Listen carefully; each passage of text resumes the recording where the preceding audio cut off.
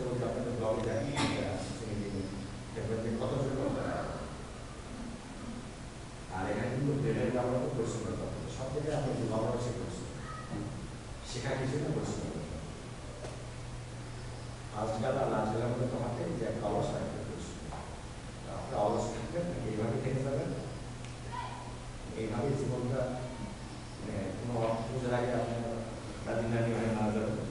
সেটাও আপনারা করতে পারেন আর আপনার নামকে লিখতে সবাই জানতে পারবেন সেই সুযোগটা কিন্তু আপনারা আছে আপনাদের শেখার বয়স তোমরা সবাই কোন বয়স তো আপনারা এই মনোযোগ দিয়ে করবেন এটা আমার বলার উদ্দেশ্য এবং একটা কথা বললাম যে একসঙ্গে থাকবেন